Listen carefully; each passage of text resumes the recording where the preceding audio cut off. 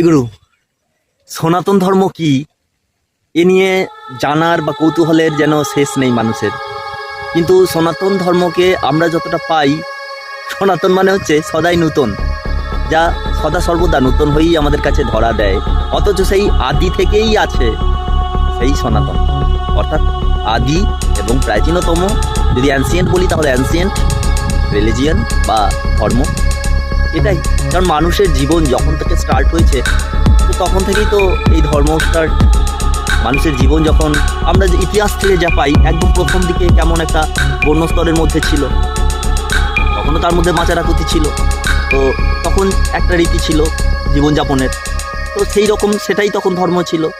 সেটা পরবর্তীকালে চেঞ্জেস হয়েছে, আরও পরিশীলিত হয়েছে, পরিমার্জিত হয়েছে। এখন মানুষ একটা উন্নত রূপ নিয়েছে, উন্নত জীবনযাপন করছে, সেই অনুযায়ী ধর্মেরও সেই রকম চেঞ্জেস এসেছে, সেটাও অনেক উন্নত হয়েছে। এবং এই সমস্ত কিছুর যে মূল চালিকা শক্তি, সেই চালিকা শক্তি ঘনীভূত রূপে বারে বারে এসেছেন। কোথাও তিনি যীশু খ্রিস্ট রূপে, কোথাও তিনি ইসলাম পয়গম্বর রূপে, কোথাও তিনি হজরত মোহাম্মদ রূপে, কোথাও তিনি এসেছেন বুদ্ধ হিসাবে, কোথাও তিনি রামকৃষ্ণ হিসাবে, কোথাও তিনি শ্রী অনুকূলচন্দ্র হিসাবে। তবে লেটেস্ট এখনও পর্যন্ত আমাদের যেটা জানি, শ্রী শ্রী ঠাকুর অনুকূলচন্দ্র শেষ যা দিয়ে গেছেন, তারপর আর কোনো পয়গম্বর বা আর কোনো সেই মূল রূপ ঘনীভূত হয়ে কিন্তু আর জিরোনি। এটাই একমাত্র লেটেস্ট। এবার ব্যাপারটা কি আদি, কেন আমি কথা বললাম তার ব্যাখ্যা আমি একটু পরে দিচ্ছি।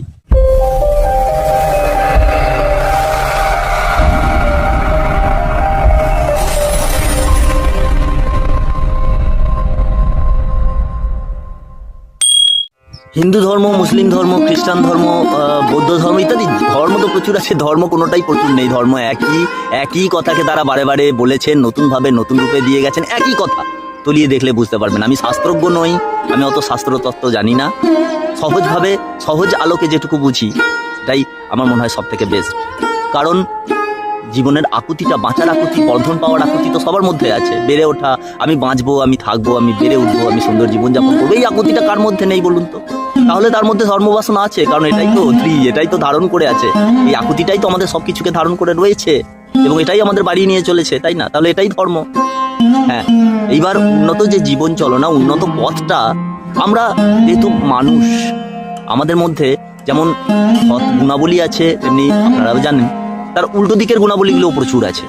আমরা এই উল্টো দিকের গুণাবলীগুলোর কাছে এত বেশি আত্মসমর্পণ করে ফেলি। যখন মানুষ অতিরিক্ত উল্টো দিকের গুণাবলীগুলোর কাছে আত্মসমর্পণ করে ফেলে, যখন কোনো কিছুতেই আর বেগ মানে না, এই আত্মসমর্পণ করাটাই, উল্টো দিকের গুণাবলী বা অন্ধকার দিকের কাছে আত্মসমর্পণ করাটাই যখন মানুষের যেন প্রধানতম কর্ম হয়ে ওঠে, অর্থাৎ লালসার বিবেককে বাদ দিয়ে পুরো লালসার পথে চলাটাই যখন মানুষের কৃতার্থতা হয়ে ওঠে, তখনই সেই পরম পুরুষের আবির্ভাবের দরকার পড়ে। কারণ তিনি এসে আর প্রেমের অভিঘাতে আবার মানুষকে সেই উল্টো দিকের পথগুলো, তার মূল রূপটা দেখিয়ে সুন্দর, স্বাস্থ্যবান, সৎ দিকে ফিরিয়ে আনে। তার খড়গাঘাতে, তার প্রেমময় যে খড়গ, প্রেমটাই হচ্ছে তার খড়গ, ওই খড়গেতে তিনি মানুষের এই অন্ধকার যে নিজের চারপাশে একটা খোলস গড়ে ফেলে, সেই খোলসটাকে তিনি ভঙ্গ করিয়ে তার মুক্তি ঘটান, তার চক্ষু উন্মিলন করে দেন সৎ দিকে, সুন্দর দিকে, আনন্দের দিকে। এবং তখন মানুষ আবার সেইভাবে চলতে শুরু করে, আর এখান থেকেই এক একটা করে যুগ শুরু হয়ে যায়। ব্যাপার হচ্ছে এই তো, সনাতন কথাটাই হচ্ছে নতুন বা সদাই নূতন, সনাতন। তাই এই সনাতন ধর্ম আদি ধর্ম। এইবার হ্যাঁ, অন্যান্য যে মতগুলো, সেগুলো কিভাবে সৃষ্টি হলো আমরা ইতিহাস করলে পাবো। ইতিহাসেও এটা প্রকৃষ্টভাবে স্বীকৃত, বৈজ্ঞানিক মতেও এটা স্বীকৃত যে তারাও গবেষণা করে একটা জিনিস বুঝেছে যে এই মানব জাতির মূল কিন্তু একটা জায়গাতে সীমাবদ্ধ ছিল আগে। তারপর সেখানে ক্রমান্বয়ে মানব জাতি তো বংশবিস্তার করতে ধরে, বংশবিস্তারের ফলে সেখানে অনেক পরিমাণে বাড়তে থাকে, আলাদা আলাদা মানুষের রুচি আলাদা আলাদা তৈরি হতে থাকে। ছোট যখন ছিল তখন সমষ্টিগতভাবে একই রকম রুচি, একই রকম রেওয়াজ পালন করত। যখনই অনেক হয়ে গেল, তখনই সেখানে আলাদা আলাদা রুচির শুরুয়াত হলো, আলাদা আলাদা জনকে তারা সাপোর্ট করতে লাগলো নিজস্ব রুচি, নিজস্ব পছন্দ অনুযায়ী। আর তখনই আলাদা আলাদা গোষ্ঠীর সূত্রপাত হয়। ক্রমশ আলাদা আলাদা গোষ্ঠী হতে হতে তারা আলাদা আলাদা জায়গা পছন্দ করতে শুরু করে। কারণ যারা একটু বিবেকবান, চেতনাবান, তারা যে জায়গা যেত যারা একটু ধূর্ত প্রকৃতির লোক তারা সেই জায়গা পছন্দ করতো না, আবার বিবেকবান চেতনবান লোকগুলো ওদেরকে ততটা পছন্দ করতো না, অ্যাভয়েড করতে থাকলো। তার ফলে কি হলো, জায়গাগুলোই চেঞ্জ হতে লাগলো, তার ফলে ক্রমশ তারা বাসস্থানই চেঞ্জ করে ফেললো। এইভাবে করেই কিন্তু পৃথিবীর এই আলাদা আলাদা জাতি, আলাদা আলাদা মত সৃষ্টি হয়ে গেল। কিন্তু প্রভুকে বারে বারেই আসতে হয়েছে, সেই পরম পিতাকে, পরম শক্তিকে ঘনীভূত রূপ নিয়ে বারে বারেই আসতে হয়েছে। যখন যেখানে মানবজাতি বেশিরভাগ অন্ধকারে তলিয়ে গেছে, তখন সেখানে তিনি উদ্ধার করার জন্য ঘনীভূত রূপ নিয়ে মানব দেহ সৃষ্টি করে তিনি আবির্ভূত হয়েছেন এবং সত্যের পথ দেখিয়ে দিয়ে গেছেন। এটাই হচ্ছে সনাতন, সত্য সনাতন। তাই সনাতন আর এই মুসলিম ধর্ম, খ্রিস্ট ধর্ম, বৌদ্ধ ধর্ম, এর মধ্যে কোনো ডিফারেন্স নেই, একই জিনিস, সবটাই সনাতন, সদাই নূতন।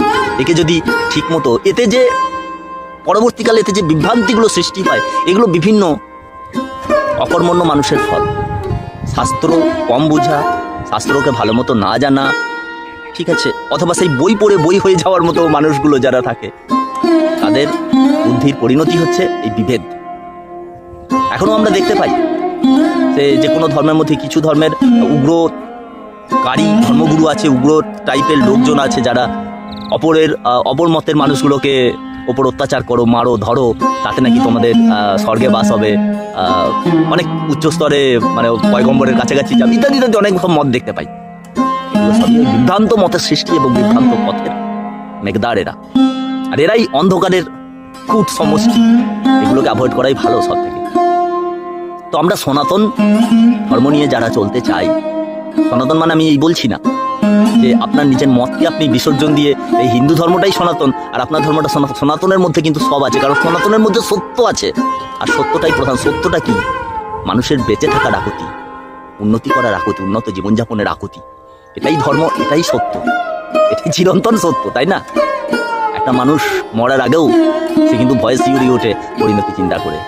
কেন হলো? সে তখন বাঁচার জন্য চিৎকার করে ওঠে, করে তো, মুখ বুঝে একটু ছটফট না করে, বাঁচার জন্য কোনো রকম আকুতি প্রকাশ না করে মরতে পারে কয়জন? মরেছে? কোনো প্রমাণ নেই দুনিয়ায় সেরকম ভাবে মরে। মরার আগের মুহূর্তে সে যদি জানতে পারে আমি মরতে যাচ্ছি, তাহলে সে ছটফট করবে। কেন? বাঁচার আকুতির জন্য। আর এই বাঁচার আকুতিটাই তো, বেঁচে থাকা, বৃদ্ধি পাওয়ার আকুতিটাই তো ধর্ম। ধর্মকে ধারণ করে রয়েছে এই জিনিসটি, তাই সেটাই তো মূল চালিকা শক্তি মানুষের। আর ওখানেই সুষ্ঠুভাবে বেঁচে থাকা, সুষ্ঠুভাবে বেড়ে ওঠার পথটা হচ্ছে ধর্মপথ, মানে ওই সুপথটা দেখিয়ে দেওয়া, ওটাই হচ্ছে ধর্মের কাজ। সেই সু আচরণ যারা করে তারা ধর্ম করে, তাই না? সেখানে যারা শিক্ষকের ভূমিকা নেয় তারা ধর্ম শিক্ষক। আমাদের যদি শ্রী ঠাকুরের অনুকূল চন্দ্রের আলোকে বলি, তাহলে তারা আমাদের ঋত্বিক দাদা ভাই, ঋত্বিক, তারাও আমাদের গুরু ভাই, কিন্তু তারা আমাদের থেকে বড়, কারণ তারা শিক্ষক। ঋত্বিক, অধৈর্য ঋত্বিক। আর শ্রী ঠাকুর সেই পরম পুরুষ, সেই চালিকা শক্তি মূল, তিনি ঘনীভূত রূপে সেই এসেছিলেন না। তাকে কেন মানতে হবে? শ্রী ঠাকুর যে সেই পরম চালিকা শক্তি রূপ। আমি এইখানে বিশাল কিছু তর্কে বা বিতর্কে যাব না।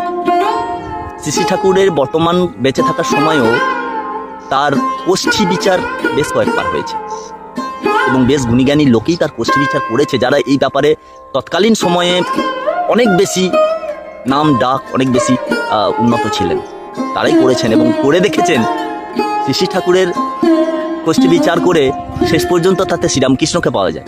আবার শ্রীরামকৃষ্ণের সেই সূত্র ধরেই শেষ পর্যন্ত গিয়ে শ্রী চৈতন্যকে পাওয়া যাচ্ছে। আবার সেটাই নিয়ে আরও পিছিয়ে পিছিয়ে গেলে একদম লাস্ট গিয়ে সেই যীশু খ্রিস্টকেও মিলছে, সেই হযরত রসুলকেও মিলছে। তার মানে সেই একই কোষ্ঠী পথ ধরে ধরে একবার করে ঘনীভূত হয়ে এসেছে, কোনো ডিফারেন্স নেই। অর্থাৎ একই শক্তি বারবার এক একটা রূপ নিয়ে এক এক স্থলে গিয়েছেন, কারণ সব জায়গাতেই তো মানুষ রয়েছে। সেই মানুষগুলোকে খোলস মুক্ত করে সূর্যের আলোকটা দেখিয়ে দেওয়ার জন্য এইরকম ভাবে যে তিনি নিরলস প্রচেষ্টা করে গেছেন, সেই প্রচেষ্টার ফল মানুষ কিন্তু বারবারই কলুষমুক্ত হয়ে যায়, কলুষমুক্ত হয় আর অন্ধকার দিকে আত্মসমর্পণ করে বসে। আর সেই জন্যই তিনি যে মত ও পথ দিয়ে যান, সেগুলো লিখিতভাবে যখন তৈরি হয় সেগুলোই ধর্মগ্রন্থ হয়ে যায়। না, এই নয় যে ধর্মগ্রন্থ পড়লেই বিশাল কিছু জ্ঞানী হওয়া যায়, কারণ ধর্মগ্রন্থ পড়েই তো ওই মার্কাটারি ধর্মগুরুদের আবির্ভাব হয়, তাই না? সব মতের ক্ষেত্রে মার্কাটারি তাদেরকে মানুষ মানে, আবার তারাই মানুষকে বিপথে চালিত করার গুরুদেব হয়ে তৈরি হয়ে যায়। অপরকে মেরে দাও, অপরকে কেটে দাও, অপরকে গুম করে দাও, অপরকে খুন করে দাও, অপরের বাড়িঘর পুড়িয়ে দাও, জ্বালিয়ে দাও, ভেঙে দাও, তাতে নাকি তোমার জান্নাতবাসী হবে, তাতে নাকি তুমি স্বর্গে যাবে, ইত্যাদি ইত্যাদি। এই ধরনের ভ্রান্ত মতপথদের আমি কখনো সনাতনী বলতে পারি না, এরা ভণ্ড। ওই দীনকৃষ্ণ ঠাকুরের নাম তো আপনারা সবাই শুনেছেন। বর্তমানকালে দীনকৃষ্ণ ঠাকুর বেশ সাড়া জাগিয়েছেন তার সত্যের আলোক। অনেকে তাকে সহ্য করতে পারে না, কিন্তু সহ্য তাকে আবার অনেকেই করতে পারে, কারণ তিনি এই ভ্রান্ত মতবাদগুলোকে দূর করে সত্যের আলোকটা অনেকখানি মানুষকে জাগিয়ে দিয়েছেন, ধরিয়ে দিয়েছেন। তো এই সত্যিই এরা ভণ্ড, যারা মানুষকে বিপথে চালিত করে। তারা ঈশ্বরের সেই জায়গা কোনোদিনই পান না, ঈশ্বরের জায়গা পান না। কারণ ঈশ্বরের জায়গা যদি বুকের মধ্যে ঈশ্বরকে বসিয়ে থাকেন কেউ, ঈশ্বরও কি তার থেকে দূরে থাকতে পারে? আপনি সত্যিই কয়েকটা দিন, একটি মাস সবকিছু ছেড়ে ছুড়ে, মানে আপনার মনের লালসা, কাম, ক্রোধ, বাসনা, এইসব জিনিসগুলোকে ত্যাগ করে একটি মাস যদি ঈশ্বরের প্রতি মনোযোগ দিয়ে দেখুন তো, সৎ ব্যবহার, মানুষকে ভালোবাসা দিয়ে, নিজেকে শুদ্ধভাবে রেখে, সৎ চিন্তায় নিজের মনকে নিমগ্ন করে দেখুন তো, যদি দীক্ষা নিয়ে থাকে নিজের বীজ নামকে জপ করে দেখুন তো, এক মাস আপনার মধ্যে কোনো চেঞ্জেস আসে কিনা, কোনো আনন্দ অনুভব করতে পারেন কিনা মনের মধ্যে, ঈশ্বরের উপস্থিতি মনের মধ্যে টের পান কিনা। ঈশ্বর মানে কি? সেই শক্তি, মূল চালিকা শক্তি, সেই চালিকা শক্তি যে আপনার আশপাশে ঘিরে রয়েছে, আপনাকে ঘিরে রয়েছে, তিনি যে আপনাকে ছেড়ে নেই তা অনুভব করতে পারবেন। তো সনাতন হচ্ছে এই জিনিস। সনাতন মানুষকে সদাই নতুনভাবে অনুভব করায়, মানুষকে চালিয়ে নিয়ে যায় সদাই নতুন নতুন উন্নত দিকে। এটাই সনাতন।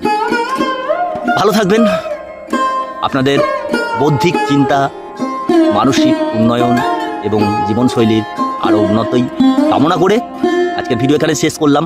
ভালো থাকুন, সুস্থ থাকুন, আনন্দে থাকুন, আর পাগলা ঠাকুর শ্রীরামকৃষ্ণের মতো দশে বসে থাকুন। জয় গুরু, বন্দে পুরুষোত্তম।